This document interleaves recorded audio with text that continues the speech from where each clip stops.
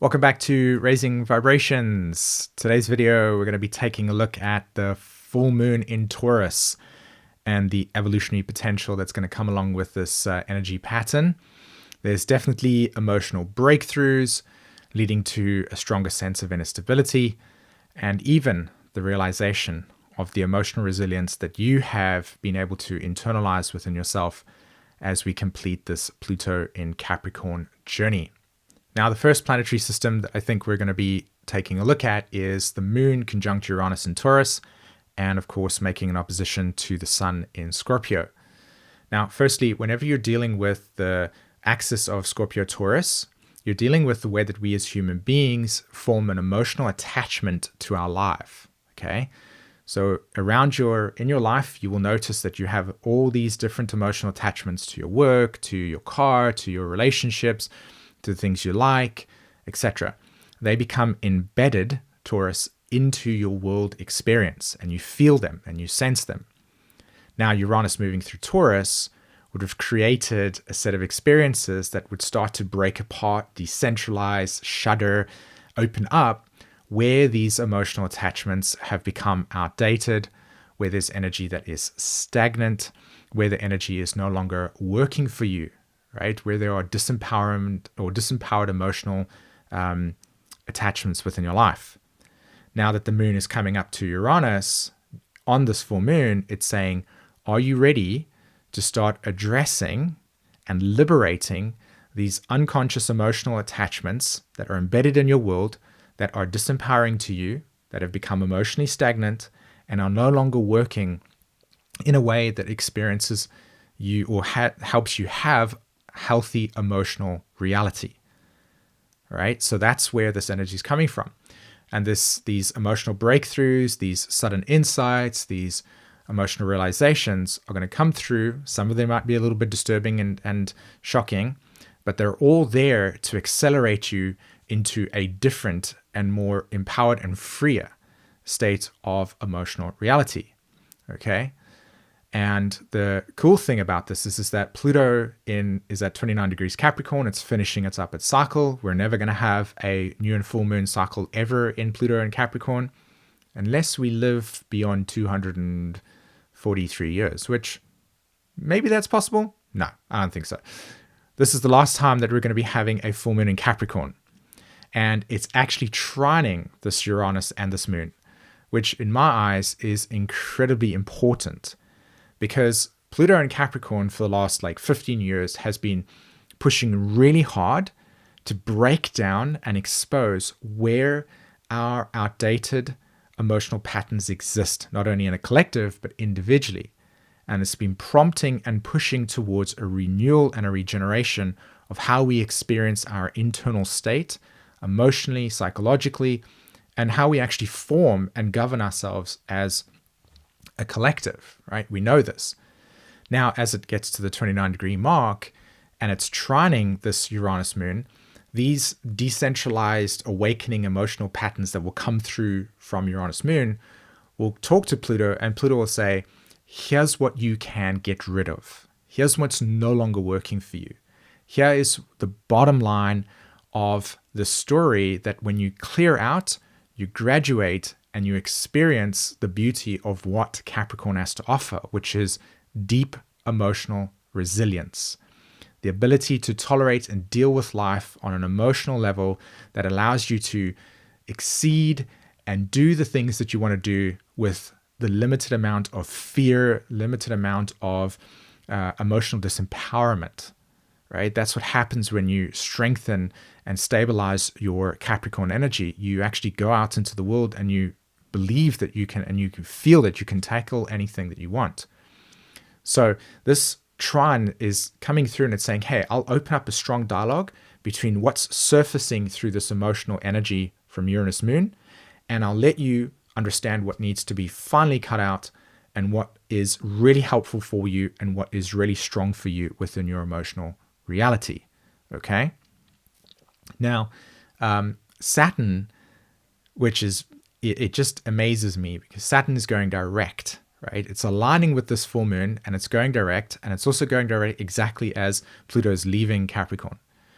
Now, Saturn in Pisces direct, I've done a whole video on this, but Saturn moving direct in Pisces is saying, hey, for the last couple of months, you've been really addressing and understanding what emotional boundaries no longer work for you. Where are you out of alignment with values that are true and actually more authentic for you? And what types of ideals do you feel you would like to align with and live with? Saturn direct says, right, let's get to work. Let's build that, right? And it happens exactly as Uranus trines Pluto, and the moon hits this Uranus, and it's saying, okay, if you're ready to move forward, you can't bring things with you that are emotionally stagnant. You can't bring things with you that are still embedded in disempowerment, unprocessed emotions, trauma responses. And if you're working through those things, then you're on the right track as well. Okay, so some of us are still obviously working through those. But the more you're working to emotional health and emotional cleanliness, this is where you're going to be benefiting from this transit. This is where this energy is really giving you the opportunity to be resurrected emotionally, to be connected and embodied within your life that is not emotionally disassociated from, that is not emotionally disconnected from, that is not emotionally repressed from. This energy is about, come on, let's get it out. Let's live. Let's become alive again, right? And this energy will push it through, and it will show up in all different parts of the world, and it will have different ways in which it expresses itself, depending on the nature of emotional material that's on the surface. So some of it will look like, oh, this is amazing, this is alignment. Other will look like more emotional trauma just coming to the surface that needs to be addressed. Okay. Now, I've got a video on Saturn direct, which I'll link at the end of this, as I said before. There are two planetary alignments that if we pay attention to and we listen to the wisdom, we actually benefit from how to navigate the next couple of months and how to actually see the manifestation of real change within your life. And it's going to happen this way. So Mars is in Leo at the moment, and it's forming an inconjunct. This is like a blind spot aspect to Venus. So Venus and Mars cannot see each other at the moment, and they're connected. So what Mars is saying is, hey, you've got all of this new energy. You've got all of this new potential, this possibility. I know you want to action something. I know you want to bring new choices and decisions, and you want to go in this direction within life, and you want to give fire to it. You want to give destiny and meaning to it, right? Mars and Leo. But Venus is saying, hey, you kind of need to chill out for a bit and examine the choices that you're making through the lens of, is this the right direction for me or not?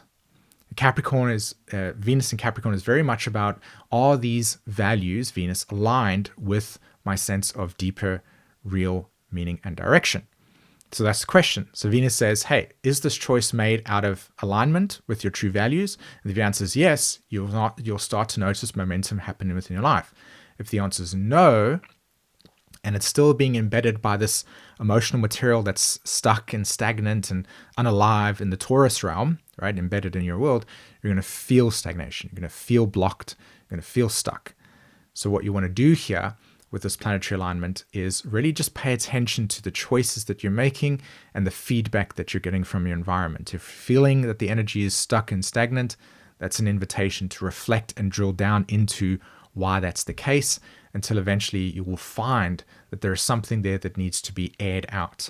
And that's the beauty of the trine between Mars and, not Mars, but Pluto and Uranus. There's that trine saying, hey, I'm going to give you the opportunity for this energy to come through and be explored and liberated from. Okay? So Venus in Capricorn, slowing down, reflecting, paying attention is the direction I want to go. Mars in Leo saying, yes, I'm ready to take action. I'm ready to move in a direction that feels alive and real for me, and I'm going to do that. And then, as I said, the inconjunct just gives us the wisdom to say, this is still adjustment phase. We're not ready fully yet, but we're moving towards something that is meaningful and real within our lives. So just pay attention and take it slow. Okay? Now, Venus is also squaring the south and north nodes. And this is a karmic pattern. This is about breaking apart karmic patterns. So all this does is it really emphasizes the overall holistic experience that this full moon brings us. which again is this underlying emotional breakthrough leading to a stronger sense of stability because you're realizing the emotional resilience that you've been working on for such a long time through Pluto and Capricorn. Venus is the final stop. As Venus makes an aspect to the North Node and to the South Node, there's a kind of flip-flopping between, oh, can I do this? Can I not do this? Am I ready for this? Am I not ready for this? Should I do this? Should I do that? So there's a little bit of uncertainty around how to move forward. And again, as I said, with Mars in conjuncting Venus with the previous aspect, you're learning to just move slowly, one step at a time. Right? It's so easy with this new energy to just jump into it and move in a direction and feel, yeah, I'm going there, and then be blocked for some reason.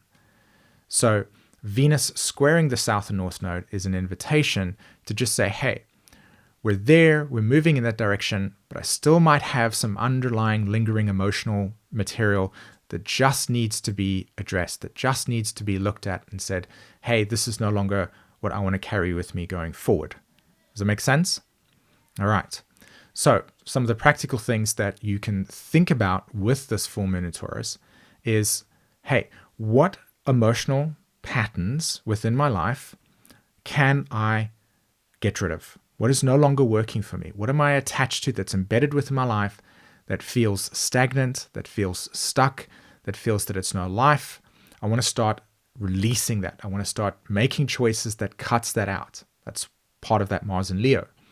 And then the other part of it with Saturn moving direct is, hey, I've already become clear on what my values are. I've become clear on what types of ideals I wish to live by and what types of boundaries I need in my life for emotional well-being and health.